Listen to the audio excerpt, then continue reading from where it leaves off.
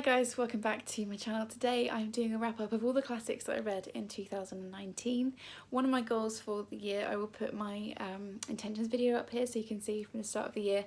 One of my goals for the year was to read 6 classics, one every month throughout the year, because in 2018 I only read 1 classic, which was Jane Eyre. I have read a lot of classics growing up and then studied a lot at uni, and then I did what I think a lot of people do, which just stopped reading them once I left university, apart from the odd one here or there. And to be honest, the only reason I read Jane Eyre was because my best friend gifted me a really beautiful copy for Christmas. So I wanted to focus on it a bit more this year, and I thought, well, if I set myself the goal of 6, then that's doable. That's 1 every other month. I'm not, pushing too hard or anything like that. And actually I've ended up reading 14, so absolutely smashed that intention, which is great, and I've had such a brilliant time.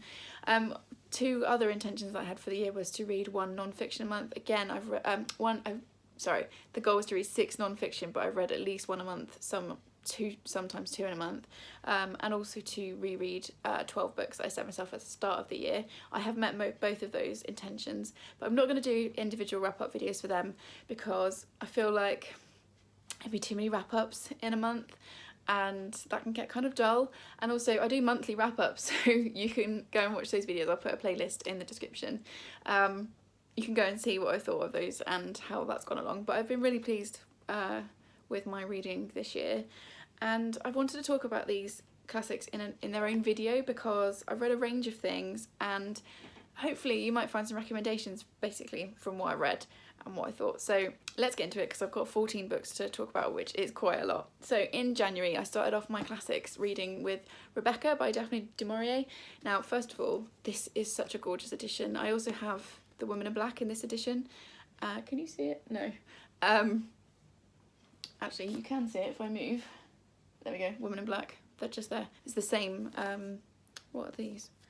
Borrego Modern Classics. It's gorgeous. I started with this one because loads of people recommended it. Quite a few people who I trust gave it 5 stars. It's pitched as a gothic kind of mystery book. I didn't love it. I think I gave it 3 stars, and I think I'm probably one of the only people on the planet that don't love this book. I found this kind of slow. I felt like the narrator, who we'd never get her name, I felt like she was kind of whingy.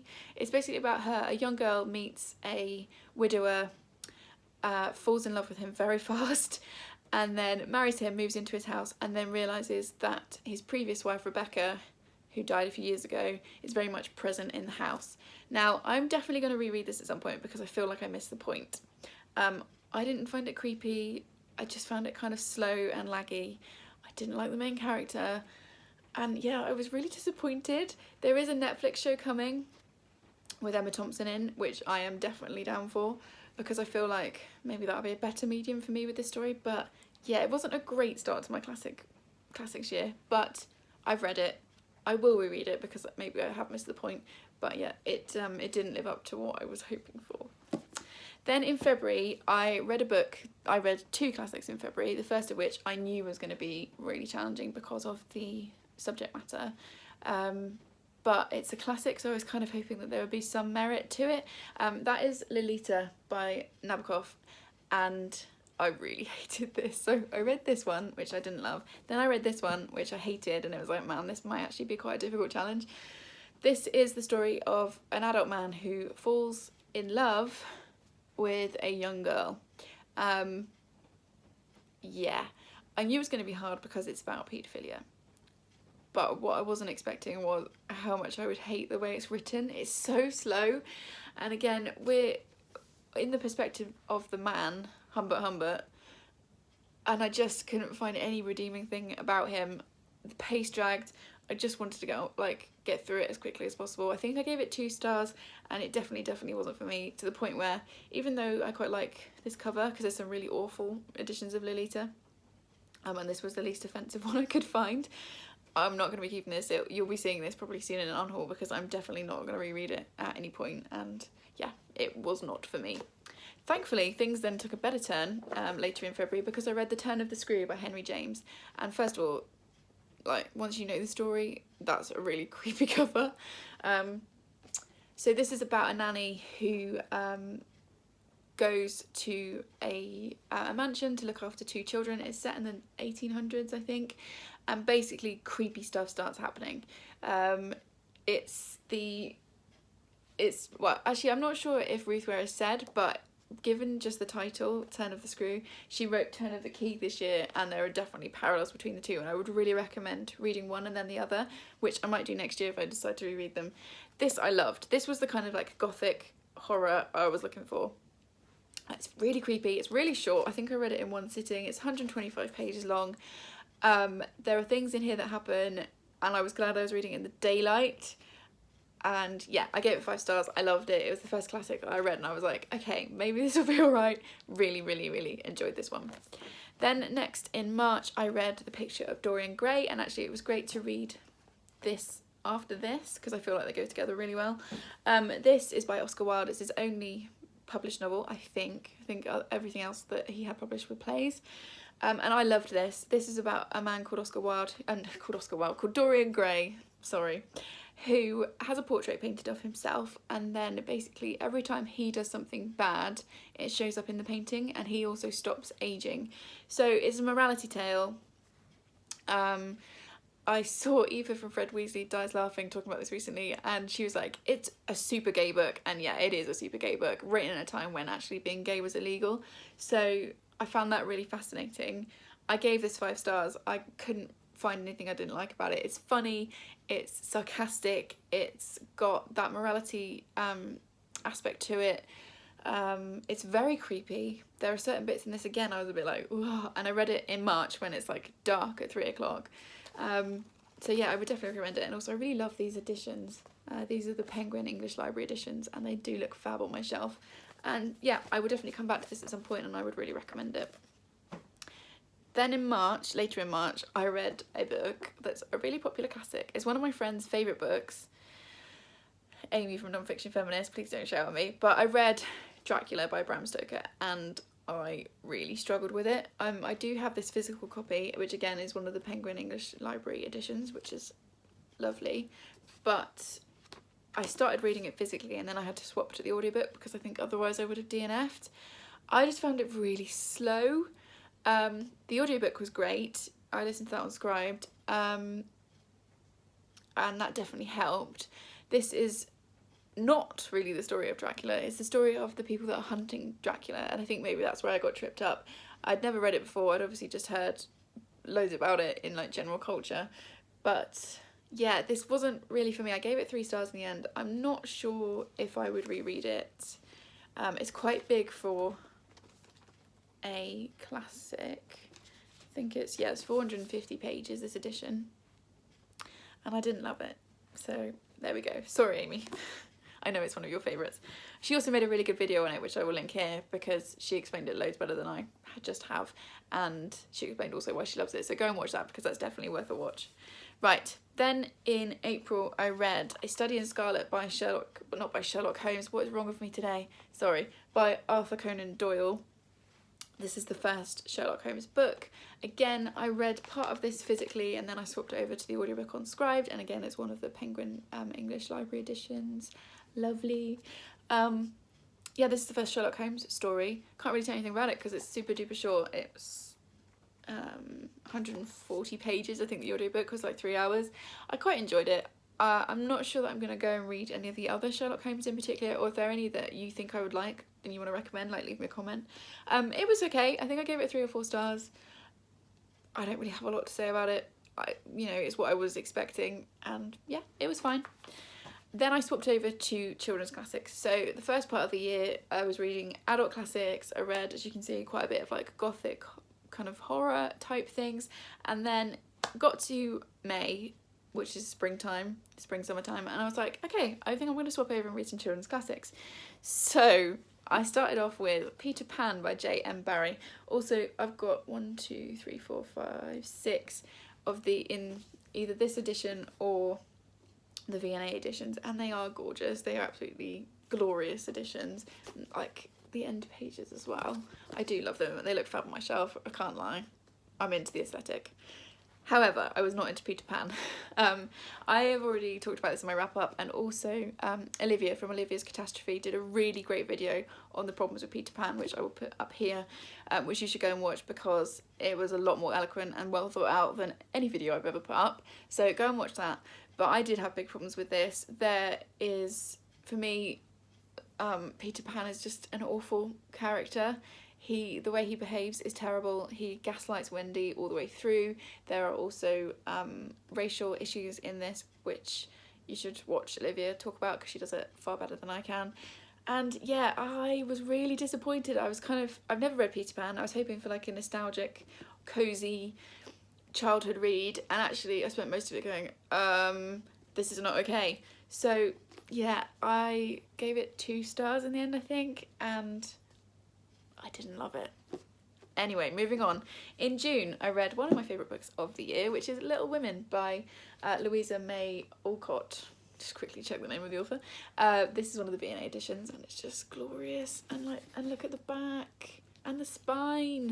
And yes, it's just lovely. They don't have fancy end pages, but just beautiful editions. So I've never read this, which is kind of a shock. Really, I don't know why I haven't. I'm very, very excited for the film to come out shortly. I'm filming this in November, so hopefully by the time this video up, the film is out and I've probably seen it and gushed all over it. I loved this. This was so lovely, and it was a good like antidote to Peter Pan, which was just not a great reading experience. This is just lovely. It's about the March sisters. They're all very different. It's about being yourself, it's about finding your way, it's about family, and yeah, I loved it. I would really recommend this one. I read it really quickly and I will definitely be rereading it. So yeah, I thought it was glorious. And also it turned out, when I read this book, I mentioned it on Facebook, turns out it's my mum's favourite book, which I didn't know, so that was nice. And yeah, had a lovely time reading this. Then in June, in July, I read A Little Princess by Frances Hodgson Burnett. Oh, this was a reread for me, and it was very nostalgic, and I had a lovely time. And it's about a little girl called Sarah Crewe who gets sent to England from India by her father to get her education, and then she is the wealthiest girl in the school, so she's treated like a little princess. And then something happens and all of her money disappears, and it's basically about how she survives. I cried twice during the reading of this book. I will show you the cover because it's another beautiful one. Just lovely. I cried twice reading this, and it was just, it's got a lovely message. It's got that beautiful message about being a good person no matter what your situation is, and to always have hope that things will get better. And I just can't recommend it enough. I just had a brilliant time, and I'll also end pages with these little mice all over it. Yeah, that was a lovely, like, cozy read, and one I will definitely go back to. Then in August, I read The Secret Garden, also by Frances Hodgson Burnett, both by the same author, 2 different editions. Sorry if that bugged you.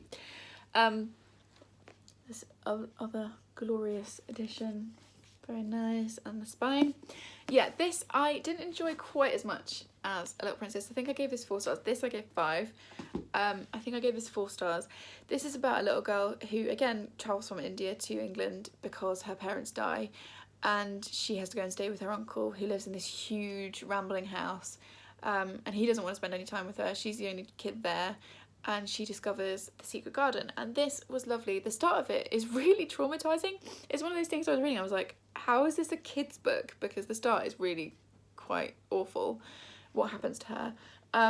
But it's basically about redemption. It's about friendship and family, and yeah, I did really enjoy it. I thought it was lovely. I need to rewatch the film because I haven't watched that since I was a kid, and yeah, would definitely recommend. And then in September, I read Anne of Green Gables by L.M. Montgomery. Now, again, lovely edition, lovely. Is this with the end pages? No, lovely. I didn't love this book. I gave it 3 out of 5 stars. I haven't watched the Netflix series, which means people will probably throw things at me, but I'm not really interested in watching the Netflix series based on this. I didn't see the love for it really. I read it, obviously. It's quite big. I think it's one of the biggest children's classics that I read this year, because it's well over 400 pages, I think. 426 pages, this edition. And the start was good. I loved all the descriptions of nature. It's about a girl called Anne who gets adopted by this brother and sister. They mean to adopt a boy to help on their farm, and then because of a mix-up, Anne arrives, and basically she gradually wins them over. I just found it a little bit dull in places and it drags slightly, and I probably won't reread it, but I probably will keep the edition just because I'm that Shelley person and it looks good on my shelves. It wasn't my favourite of the children's classics I read this year, although it wasn't my least favourite either, Peter Pan. So yeah, I read it, that's cool, probably won't reread it. Then in October, I read a book that loads of people were reading in October because it was Halloween, and that was Frankenstein by Mary Shelley. This was a reread for me. I've read this a lot. I had to study it a lot for GCSE, A-level and both of my degrees. And this was the first time I'd ever read it just for pleasure, and I thoroughly enjoyed it. It is the story of Dr. Victor Frankenstein, who creates a creature and brings him to life, and it's the story of what happened. It's a story within a story within a story, because we have, it starts with a guy at sea who spots Dr. Frankenstein on the ice. They pick him up because he's, hasn't got anything with him. They rescue him, bring him on board. He starts to tell his story, and then within his story is also the creature story as well. And yeah, I love this book. It's one of my favourite books. This edition is glorious. I found it in a charity shop for £1 and was very pleased with that, because there are some awful editions of Frankenstein. I love it. I would really recommend it. Gave it 5 stars. Then in November, I was trying to remember the next months of the year, I read what is definitely my favourite classic of the year, and that was Goodnight, Mr. Tom by Michelle Magorian. I really need to work out how to say that. This again was a reread for me. It's about a little boy called William who is evacuated during the Blitz to a village, and he ends up living with Mr. Tom, who is this kind of grumpy old man who lives on his own, and it's about their relationship and their friendship. There are trigger warnings for this book for child abuse, and some of it's really tough to read because William has come from a home that is very abusive, so just be aware of that. I did cry a couple of times reading this book. There is also descriptions of war, there are descriptions of death, suicide as well, and again, it was one of those books, as I was rereading it, I was like, could we give this to kids to read? But I guess they need to learn this kind of stuff eventually. It is 450 pages, so it's quite a chunker. It's, again, these lovely editions, and the end pages, oh, glorious. Yeah, so it's not the easiest read. It's an easy read in that I read it quickly, and it's very easy to read. Like, the style of it is easy, but the subject matter is quite tough, so be aware of that going in. I absolutely adored it. This is definitely my favourite classic I've read this year, and I will definitely be going back to it. There is also a TV series from the 90s, I think, starring John Thor, and I want to see if I can find that, although I also know it will rip my heart out. But yeah, thoroughly enjoyed it.